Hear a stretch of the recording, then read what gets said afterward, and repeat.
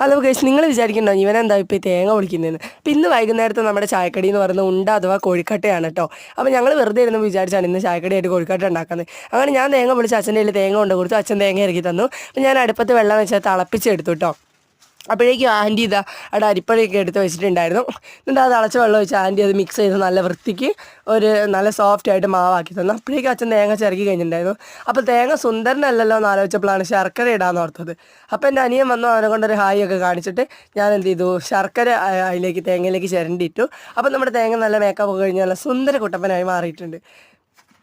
അപ്പോൾ അപ്പോഴേക്കും ആൻറ്റി ഇതിനെ നല്ല വൃത്തിക്ക് ആ മാവൊക്കെ കുഴച്ചെടുത്തിട്ടുണ്ട്.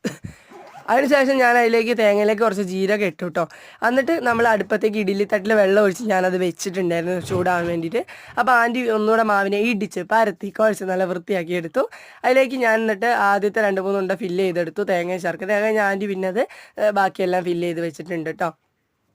അപ്പോൾ നമ്മുടെ ഉണ്ട അങ്ങനെ ആയിട്ടുണ്ട്. ഉണ്ട തുറന്ന് നോക്കിയപ്പോൾ നല്ല രസമുണ്ടായിരുന്നു. അപ്പം എൻ്റെ കയ്യും ചെറുതായിട്ട് പൊള്ളി. ഓക്കെ പോട്ടെ. എന്നിട്ട് നമ്മുടെ ഉണ്ട നല്ല മണം നല്ല ടേസ്റ്റൊക്കെ ആയിരുന്നു കേട്ടോ കഴിച്ച് കഴിഞ്ഞപ്പോൾ. അങ്ങനെ ഞാനും എൻ്റെ അനിയനും കൂടെ എന്ത് ചെയ്തു, ആ ഉണ്ട കഴിച്ചു. അങ്ങനെ ഇന്നത്തെ വീഡിയോ അത്രയേ ഉള്ളൂ. ടാറ്റ.